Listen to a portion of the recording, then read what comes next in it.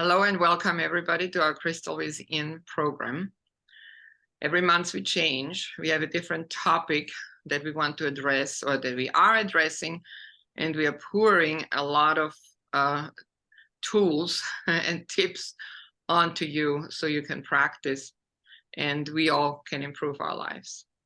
This time is parenting and family.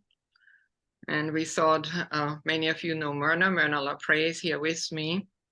And we want to start a little bit, kick off the topics when we talk about family and parenting. So all of you know that personal emotional awareness is really, really important. And by the time we become parents, we all hope that we're a little bit more mature and we don't get triggered for every little thing or make the other, the partner or the kids, responsible for how we are feeling and when we get triggered. So that is a big thing, self-awareness, knowledge where we stand. Mm-hmm. Having the willingness to grow, I think, and the openness to address issues and rather see them as opportunities and as a challenge, not as a problem. Mm-hmm. I think that was for me a long curve to learn because I'm a problem solver and I come from a quite critical and judgmental environment that you have to do and you have to be responsible and so on. And so I want to quickly address things and shift. So somehow I ended up in the profession of parent coach. I'm a family coach for 30 years. And it's always, my client is more about where there are problems already, where there is disconnection, detachment, and they would like to solve issues. So I just very briefly, I say, after preparation, often I fly out to families. I help them in 2-day sessions to really open up communication in a safe place. And they begin to, first of all, learn to talk about their emotions, be honest without fear, and then set up a new system and set up new traditions. And that's where Myrna comes in. So here we go, Myrna, you're writing blogs all the time. I'm absolutely and totally excited about those. I always think, where does Myrna take the time from to read and to get links and to make comments and so on? It's quite fascinating to me. So you have the blogs, but then at some point you also came out and published a book. Right. And then I read it and wrote you a little, what do you call this on the review? A review. Yes. I read a real review because I thought it is a book that everybody should have, put on a night table or on a living room table. And whenever we have a moment to just open it anywhere, somewhere, and get an idea what we could do better in our family. Yeah. So maybe I pass it on over to you now that you talk a little bit about how you got inspired or what the book says and what you address in your work. Okay. Yeah, thank you, Hilde. I was a teacher for over 20 years, and I realized that to make a bigger impact, I really wanted to work with parents. And so that was part of the reason I became a coach. And I started a blog because I wanted to write a book, and that helped me. I wrote a blog for like almost 2 years, once a week. And the name of my book is 7 Gifts to Give Your Child, Parenting That Will Touch Their Future. And a lot of it focuses on... Hold it up. Oh, hold it up. A lot of it focuses on, younger children, like making a culture in our families that really cultivates belonging and connection and presence and when I read a lot of books in order to do research for this, for my blogs and for this book. And Brene Brown, who's written many books, says, you know, that belonging, there's a difference between belonging and fitting in. Fitting in, you have to be what other people want. Belonging means I'm accepted for who I am. And when it's hard to not belong at school, but it's even harder when I don't feel like I belong at home. So we want to cultivate this kind of sense that we are a family and we're in this together. And in the first chapter of my book, I talk a lot about family meetings as a way to be able to create that kind of culture and give a voice to children when they're young. Maybe you just do something fun and establish traditions. Once a week, you have a special meal, but also can be a way to solve problems and to be able to pass on your values. And another thing that another tool that I promote is having chores be part of the family culture. And instead of calling them chores, we call them contributions to the family, because it's really what makes the family work together, and helping kids to feel responsible and that they're needed, that they contribute and make the family work better together. And you know, I think kids are great at pushing our buttons as parents. And I like to think of the things when we get triggered by our children as awakenings, something that I have to pay attention to. And that's often where we need to search for tools or a coach or somebody else to help us work through whatever it is that's maybe standing in the way of being the best parent that I can be. And you know, we have the opportunity to impact our children, even though many times we think that there's so many other influences on our children. Research shows that regardless of all of the changes in our world and all the technology, that actually parents are the best source of information and especially values for their children.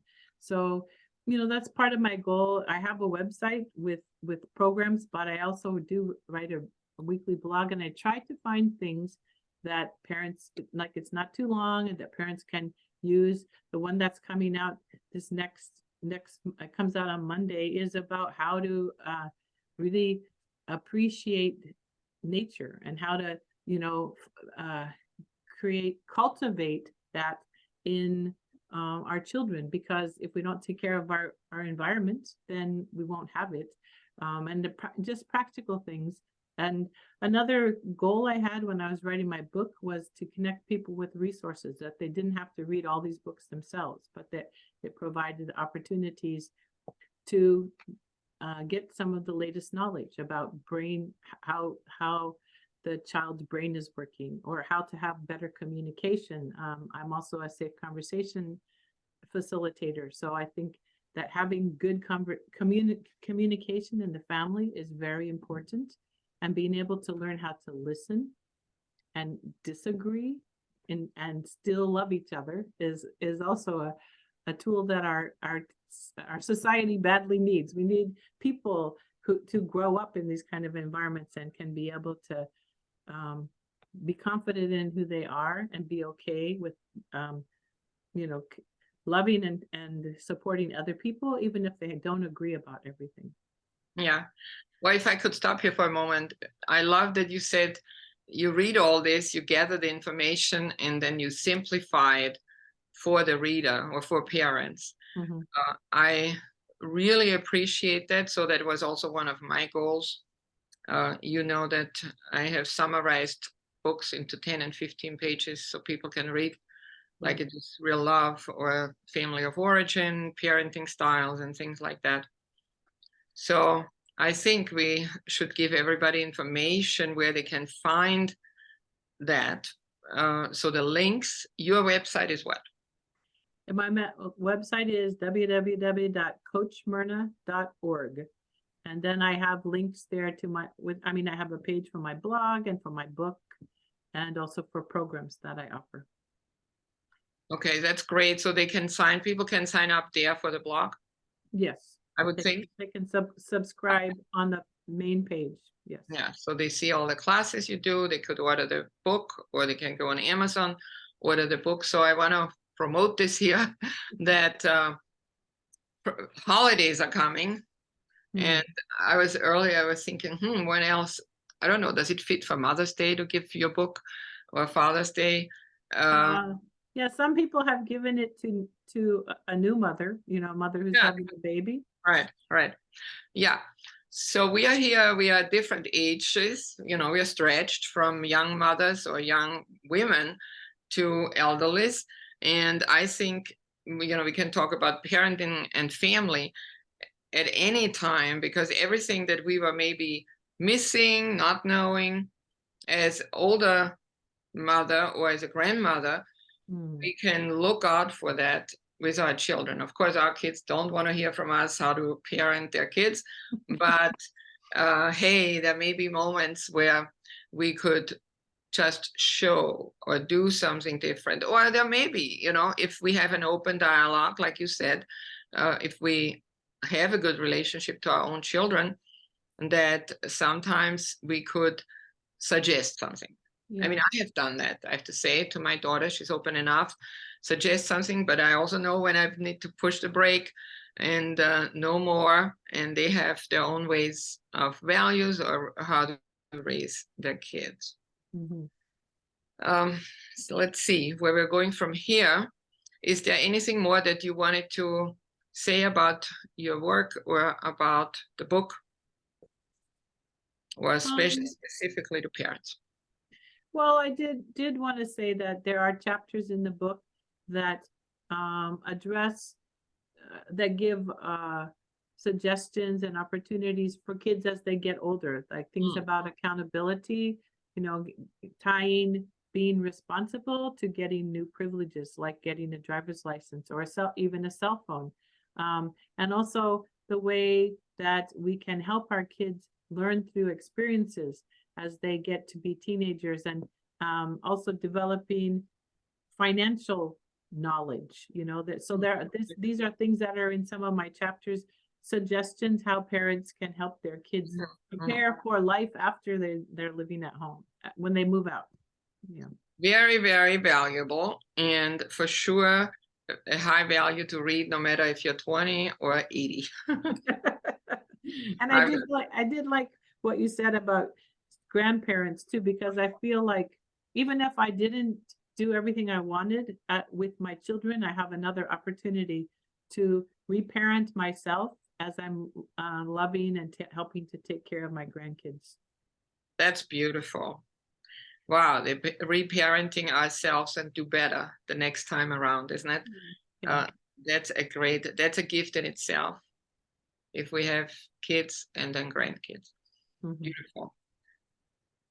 So that leads a little bit to the topic, what if we missed something or we don't feel good about? I mean, there's certainly, I can say in myself, guilt at times, and for sure my clients that feel guilt over mistakes.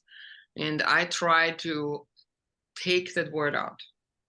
I try to say, well, mistakes, let's call it missed opportunities, because we just were from a generation where we didn't have as much maybe experience, knowledge, information, and then also our parents parented differently than today, not only because we know more and psychology is much, much more developed, but the circumstances are different.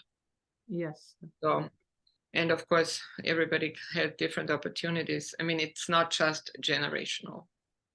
I grew up in a village, the whole street raised me. And if I did something that wasn't good, or my brothers or something, they just took the phone and called home. So we knew how to behave, and we felt loved, I think, watched. And so we developed the responsibility, but also felt loved.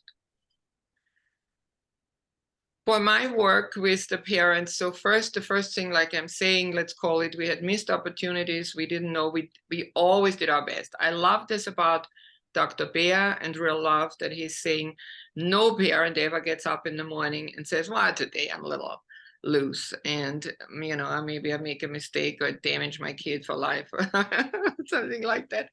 It is really every parent gets up and does the best to their knowledge, energy, and their love tank, I would say. But we can improve when we watch ourselves and we can see, oh, you know, I got triggered and I let this out on my kid, or I download it to my partner and things like this. Then we can definitely, it's good. You know, I honor everybody who is here in this group because obviously you are aware, parents, mothers, people, and you want to grow and improve. So self-awareness, taking time for journaling, taking time looking into the mirror, being open, asking other people also for feedback, and processing these things. Right. I think there's probably a great interest. So what if I missed moments and the relationship is not as functional, as warm and fuzzy as, or honest as we like it? There is certain, I call it the door openers, depending on where the child is at or where the relationship is at. You know, first of all, we need to know the love language. What does the child like? And then organize life around it. Some parents also would just like to sit down and forever have these conversations to clarify, and I fall into that category. My kids remind me that, Mom, have fun. So when there is a lot of detachment, then certainly the first homework that I give to parents is, after you find out the love language, then create life around it and do things, you know, going hiking, going skiing, taking a trip, or shopping. Gifts, you know, all these things, or help clean their first car. That would be a service. Whatever it is that entertains and doesn't immediately ask from the child, you know, let's sit down, dig deep, what's the root, what's the problem, how do you feel, and started more or less the therapy sessions between parent and child. That's not the first step when there's detachment. Also, Myrna and I, we talked a little bit about the holidays are coming up. It's very good to prepare. Like my family just made the decision that everybody's coming to Las Vegas. And so we need to now get on the phone, text, and so on to fill the days where we know that we are together. Also, my son's girlfriend is bringing in her sister and 2 climbing friends. So we have to share him. It's very good to be clear from the beginning, what days are yours, what are mine, and there's ours, and already plan things, what to do.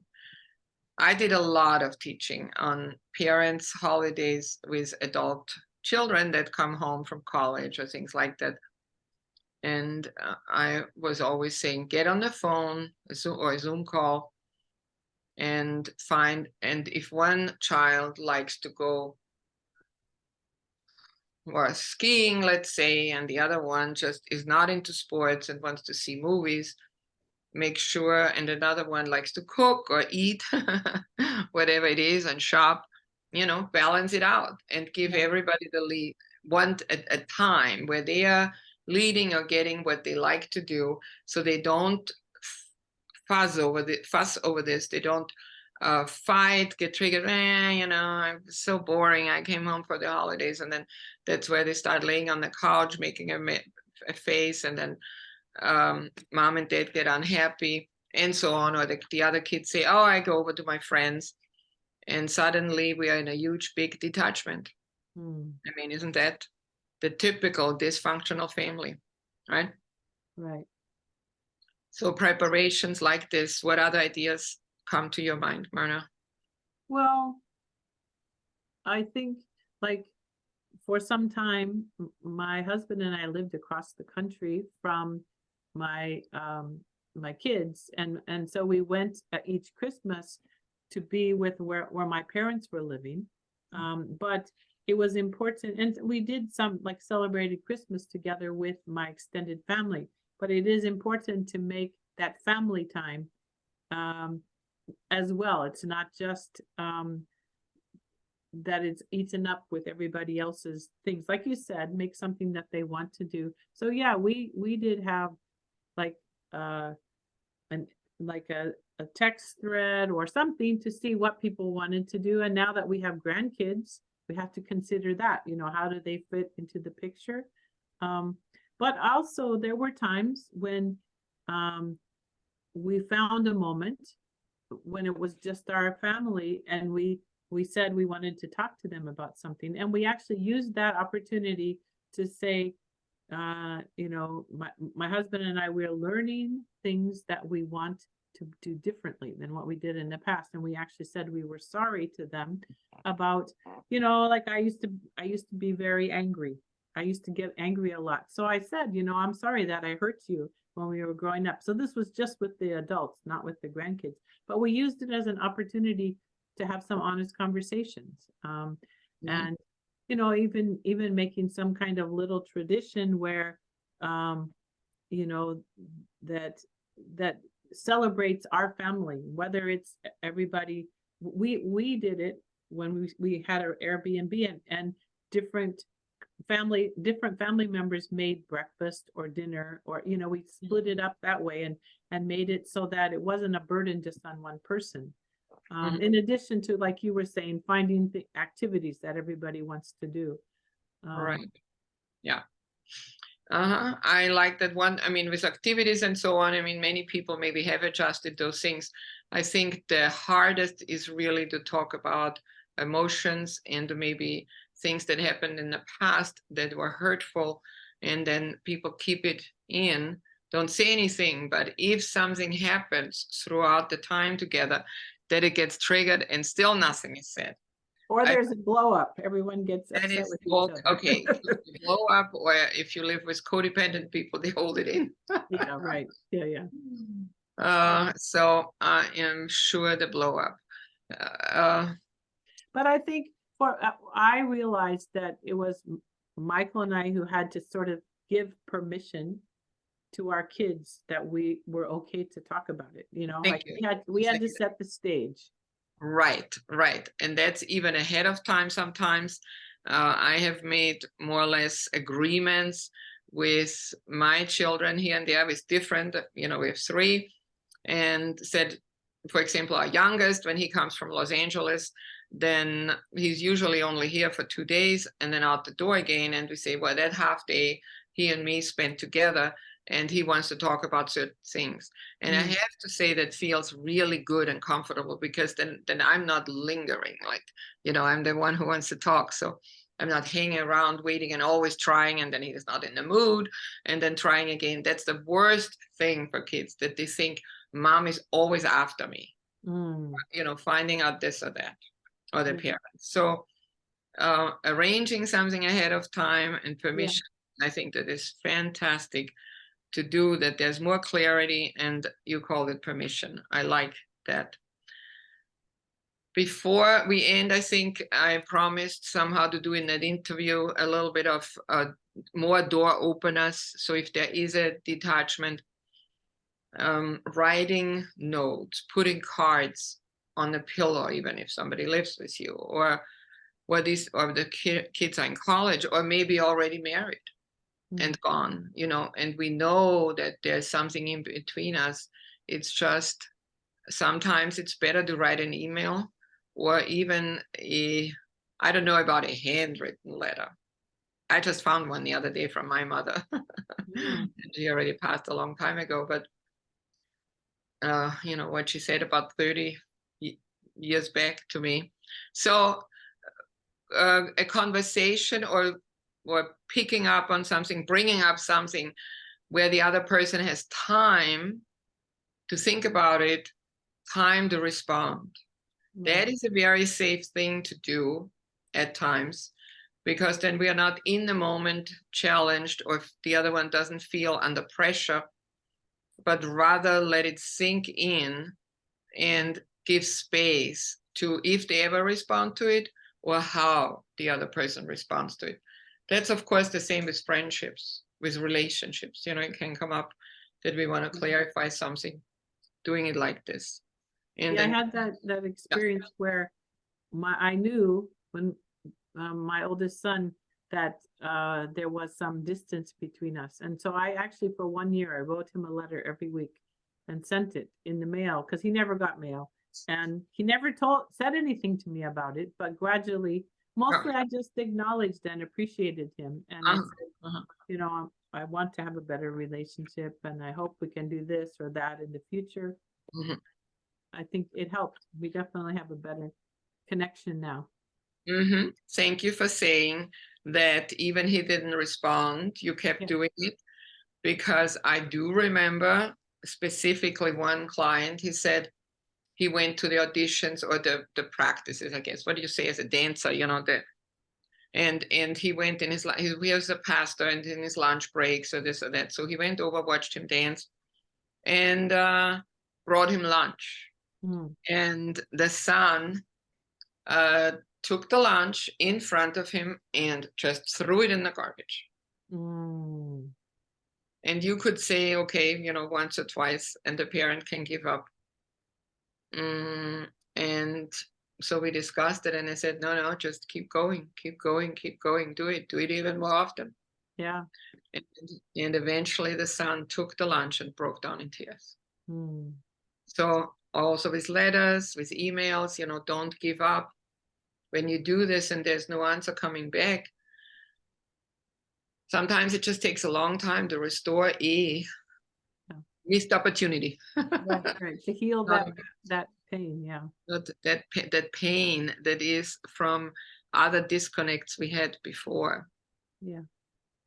So patience is a huge ingredient in good parenting.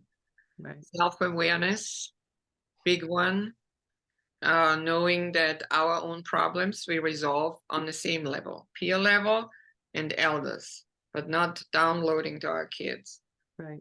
Yeah, And we need our own support from other people. Right. Kids only, we address children or they address us, but with their things and with our own issues, it is healthy to have good friends or advisors, coaches, guidance, elders.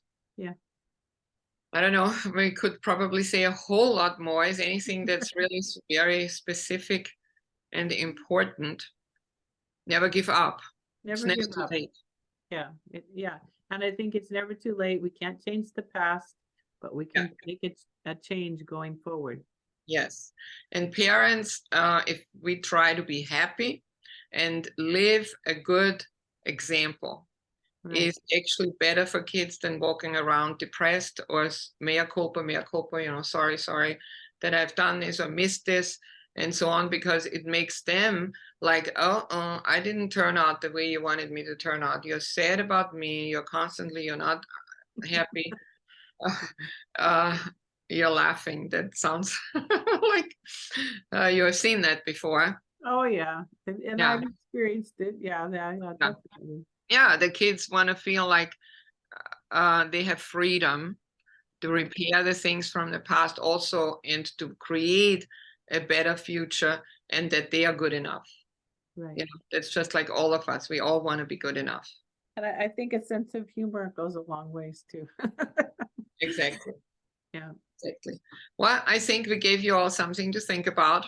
Please journal. We will send you also questions to work on and to look at these different points. And as you know, we also always do a coaching session in hours. So please, somebody volunteer to be coached.